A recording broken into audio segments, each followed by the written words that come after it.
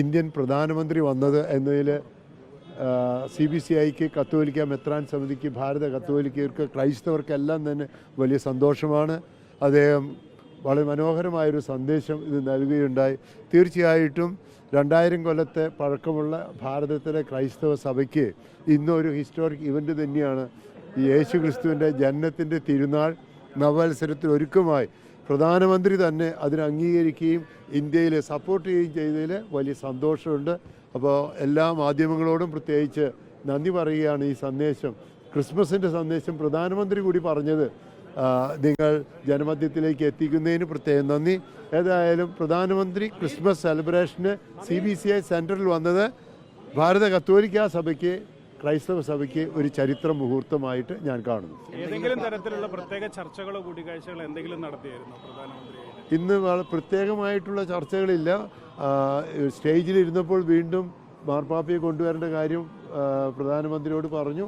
പിന്നെ മറ്റു കാര്യങ്ങൾ വേറെ പ്രത്യേകിച്ച് മറ്റൊന്നും ചർച്ചകളുണ്ടായില്ല. പൊതുവായി പറഞ്ഞത് മാത്രമേ ഉള്ളൂ. പിന്നെ പ്രൈവറ്റായിട്ട് കഴിഞ്ഞപ്പോൾ കണ്ടപ്പോൾ ഞങ്ങൾ പറഞ്ഞിട്ടുണ്ട്. മാർപ്പാപ്പയുടെ കാര്യം, ഇന്ത്യൻ ക്രൈസ്തവരുടെ കാര്യങ്ങളൊക്കെ പ്രൈവറ്റായിട്ട് കണ്ടപ്പോൾ പറഞ്ഞിട്ടുണ്ട്. പാലക്കാട് ഇത്തരത്തിൽ ക്രിസ്മസ് ആഘോഷങ്ങൾ അത് അറിയില്ല എന്താണെന്നുള്ളത് ഡീറ്റെയിൽസ്. മണിപ്പൂരുമായിട്ട് ബന്ധപ്പെട്ടിട്ടോ മറ്റ് പ്രധാനപ്പെട്ട എന്തെങ്കിലും വിഷയങ്ങളുണ്ട്? അല്ല, ഇപ്പോൾ പ്രത്യേകിച്ച് അതേക്കുറിച്ച് ക്രിസ്മസ് വേളയിൽ പ്രത്യേകിച്ച് പറയുന്നില്ല. എല്ലാ കാര്യങ്ങളും പല സമയങ്ങൾ പറഞ്ഞിട്ടുണ്ട്, ടാർഗറ്റ് ചെയ്തിട്ടുണ്ട് കേട്ടോ.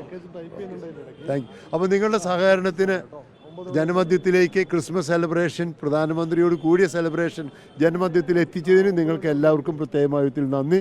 നിങ്ങൾക്ക് എല്ലാവർക്കും merry Christmas, ബൊൻ നത്താലെ, happy new year.